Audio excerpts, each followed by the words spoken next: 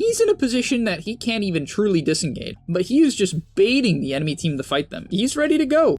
Let's go. Let's go! Puts down the rain. He's gonna pop his W on himself, gets off his E, which is gonna heal him even more. Then he's gonna ulti himself, which heals him even more. And then on top of that, all these heroes are in the rain taking damage. Straight up ridiculous. Hey, what is up, guys? It's your boy Speed here, and today we're gonna be looking at Topson's Oracle. I just watched this full game through and through, and honestly, I thought it was gonna be a lot of weird things that I couldn't fully understand. You know, this is some weird Topson tech that I'd really have to dive into. But honestly, I've come to the conclusion that mid Oracle is just solid. Right, this Aghanim Scepter, which is the main selling point of mid Oracle, I would imagine, is just good. If you don't understand it, I'll explain it later into the video and why it's so powerful, but without further ado, let's get into Topson's Oracle and why Oracle mid is actually just good. Also, I want to tell you guys that if you've been struggling with solo queue and you're looking to get to the next rank, I'm going to be able to help you. Like, literally, with the Game Leap website, I'm going to give you guys guides that are going to make it unbelievably clear on what you need to do. So if you've been stuck in the solo queue grind, you don't know what to do, and you want to become absolutely broken, but like actually you want to become much better at Dota, and you want to take it more seriously, the Game Leap website is going to help you do that. So click the link down below, I'm going to help you get to the next rank, and I'll see you there. So in the laning stage, one of the main selling points of Oracle is not his base damage. Actually, the biggest downside of this hero as a mid, or as a core in general, is the fact that you have 47 damage with 3 branches and a Fairy Fire, which is pretty intolerable. Like, he definitely loses the early last hitting. However, the nice thing is you do have 2 nukes at level 2, and your mana pool is very big, and you can buy a bottle, which essentially means that you can get away with the fact that you have bad damage. But after the first wave, due to a few mistakes, he actually only has 1 last hit to the 4 of Storm Spirit, and this is something you'll have to be a little careful of, and I'm sure Topson is very aware of this, as you're going to see him use his Q and E to secure a huge amount of creeps. One interesting little bit of tech that Topson uses is he tries to secure creeps, purge himself, and root the enemy as well as do damage with his Q all at the same time. So you'll notice in this clip here, the Storm is walking up, he knows Storm is walking up, and what you can do is briefly channel your Q in between yourself and the enemy and try to hit them. Right, for instance here, even though it would only root Storm for 0.75 seconds, that's actually a big deal, right? And he messed up here. He could have moved a little bit further forward, hit the Storm with the Q, 0.75 second root, 100 damage, pretty damn good. And then it would allow him to hit the Storm probably about an extra 2 to 3 more times on the retreat. So that's a cool little thing to do when you're last hitting the last creep of the creep wave. Now from there, I will admit I'm relatively shocked that he didn't take Purifying Flames at level 3. This tends to be the standard build as it doubles in damage, while your Q certainly does not double in damage. The only upside to the Q compared to the E is the fact that it lowers in cooldown, while the E does not. And I have to imagine that's the main reason why Topson actually skills it. But yeah, in a clip like this, you would kind of imagine that he would want to actually have 2 points in the E to secure the kill on the... I love that he gets a last hit mid-kill. That's just so efficient. But yeah, point in Q, and he finishes him with the E. It's very important to note kill execution on Oracle. It's actually more specific than you think, so I want to quickly cover this here. So what you want to do, how this hero works for anyone who doesn't know, is your E does damage, but it also heals them, and it actually heals them for more than it deals damage. However, the way you deal with this is that when you Q the enemy, after you've used Purifying Flames, it gets rid of the heal and keeps the damage, right? So you E and then you Q, right? And you'll see in this clip here, it's very specific that you want to usually QE. Now, I think he didn't realize that his Purifying Flames was on cooldown, otherwise he probably would have waited the quarter of a second it would have taken to wait for the Purifying Flames, because also part of the combo is you can Q and then E because of the fact that Fortune's End has a travel time. So Topson is going to go in here, and then only now is he going to wait on the E. You do not want to E early. You don't want to E and then E. When it's level 1, it's really bad to do that because you will actually heal them. So he waits until he is just in range for the kill, or the auto attack is in the air that is going to kill him with the Purifying Flames, and they get a nice kill into the Storm. From there, your hero is just kind of obnoxious. At level 4, when you have 2 nukes that do, 340 damage, and it doesn't cost that much mana because neither of the abilities go up in mana cost as you skill them up, right? Most abilities tend to do that, besides exceptions like Primal Beast's Trample, right? And so you'll see in this clip here, the Storm is going to walk by, and he's just going to nuke them. And this is kind of the idea. You just chip people down. And that sets up for really strong rotations. I would have to imagine if we see OLG continue to pick this hero, you're only going to see it if they have a Clock, maybe a Tusk, and maybe a Tiny. I think it's probably best with Clock and Tusk, the heroes that are like really good at ganking mid early on. But yeah, in this clip here, like this is pretty crazy to me. He chips down the Storm with the first set of nukes, and then channels up the root, and that allows Seb to close the gap on the Storm. And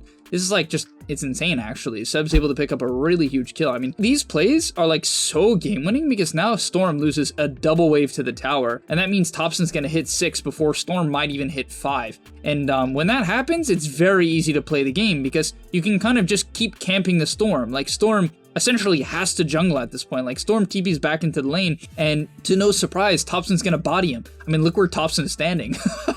Like Supreme is like, all right, I get it, man. I get it. I'll go jungle.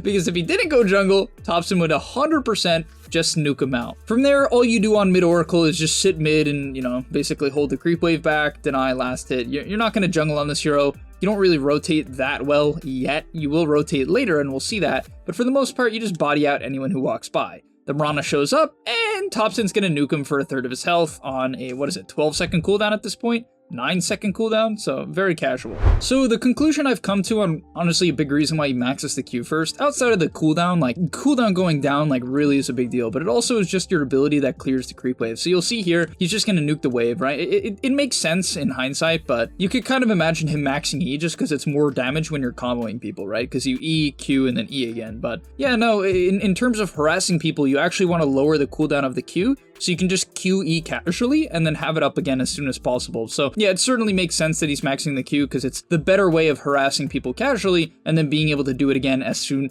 as humanly possible. But he's going to continue to siege mid using the Q to push out the creep wave. He actually doesn't skill his ult at level 6, which is kind of surprising because this is definitely a game where I would imagine he has to be a little bit afraid of getting, for instance, Storm pulled into a Mirana arrow. I mean, that's definitely something that could potentially kill him, but no, he doesn't seem particularly worried at. As I say that, he actually ends up dying at this rune fight. Oh no, he doesn't. I remember this. Oh, yeah, look at this damage. Like, people just don't realize. They don't realize that your hero does, what is it? At this point, 550 damage for one combo, and it's on a 6-second cooldown at this point. So you do, in 12 seconds, 1100 damage. And so you'll see in this clip here, he nukes the guy casually, as you'll, see is a very common trend, Q into E. That's the best way to do it. It's the best way to get it off cooldown. From there, Immersion drops the tombstone, and Immersion's like, I drops the tombstone. I'm obviously very strong. Storm zips in because he's like, my guy dropped tombstone. I better go in. And Immersion doesn't really seem like he's in kill range. But joke's on him, he's in kill range. And the Q hits the Storm as well, and Kitrak's in the area to save Topson here. Well, not save him. He was actually completely fine. In fact, he probably should have thrown him towards the... Actually, Storm had quite a bit of mana from Magic Wand there, so maybe it was the correct decision to throw him away.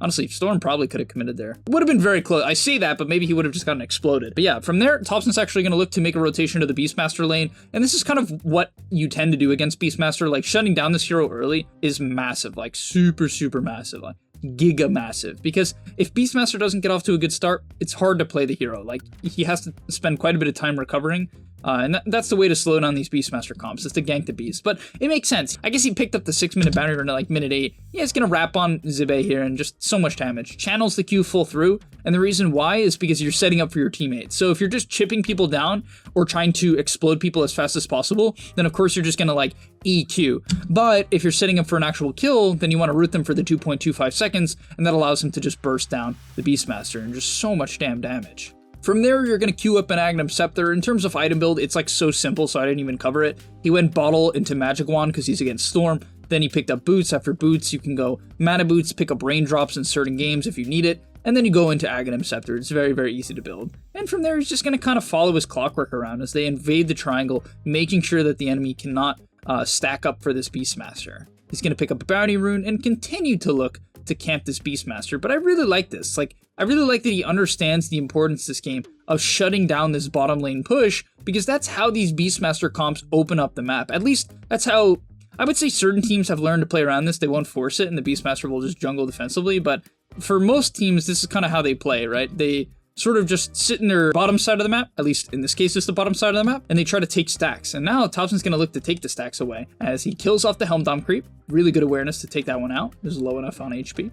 as they're going to contest the stack. I mean, they bring in all 5 of their heroes here on OLG just to contest this large camp stack, and they understand how important this is. Like, it might not seem like a big deal. It's like, it's 1 stack. Why not just give it up?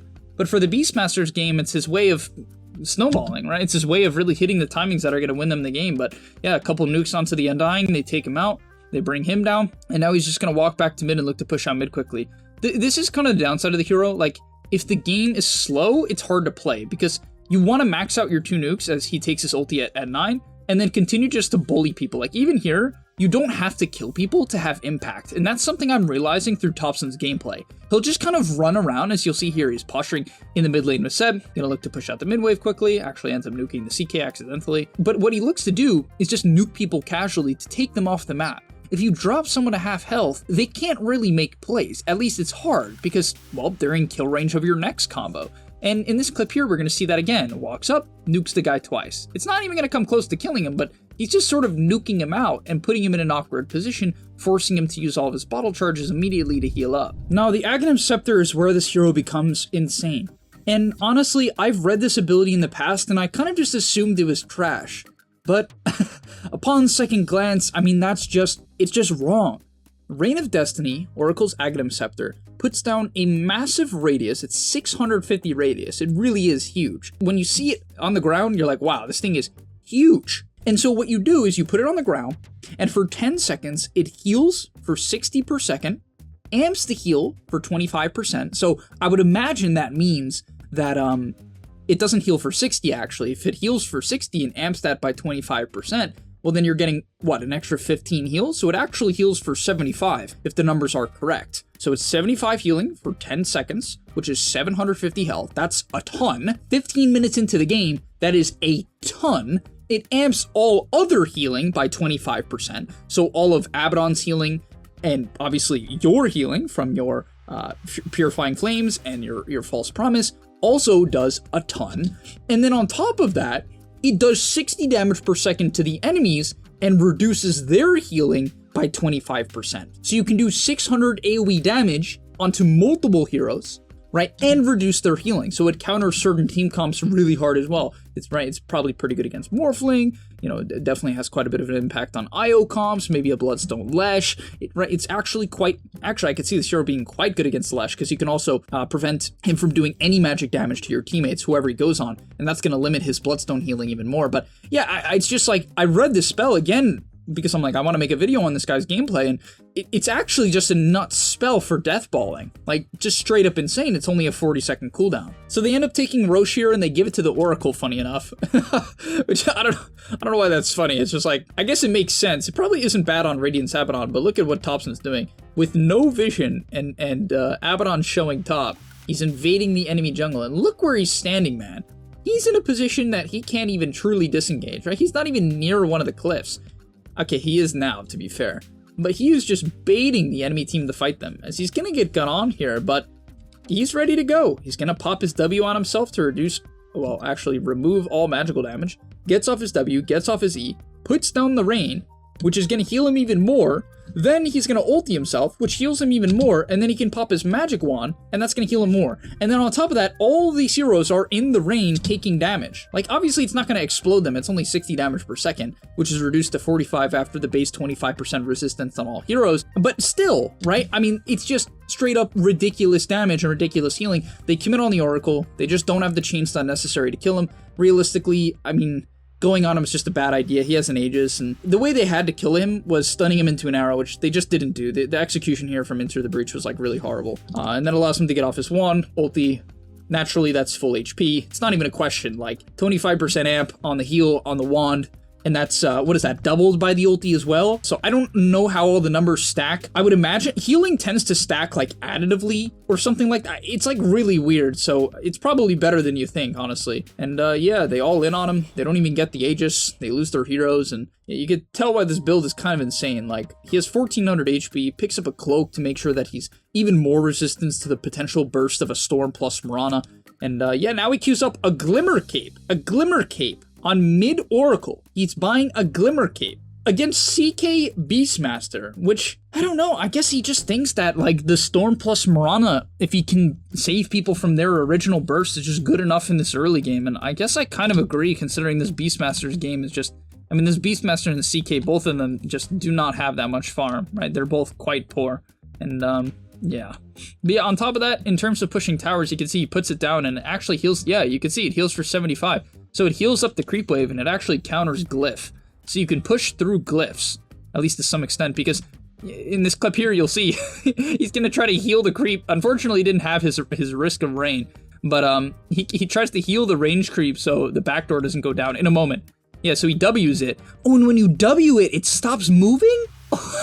So he keeps the creep out of Glyph. I guess if you have max W, you can nearly prevent the creep from going near the Glyph. He tries to do that to, like, make sure the creep won't die to the Glyph. Unfortunately, he didn't do it fast enough and then the beast killed the creep anyway, but I would imagine if you max your W or have it maxed, you can basically guarantee that the Glyph doesn't kill one of the creeps, and that's going to prevent the enemy from stalling the push. Unfortunately here, they do stall the push. The Beastmaster creep is cutting the waves, so good play from Enter the Breach here to stall up the push. That's, like, actually massive that they do that here. But yeah, it's just really cool. And something pretty cool about Oracle is that he's somewhat of a Beastmaster counter.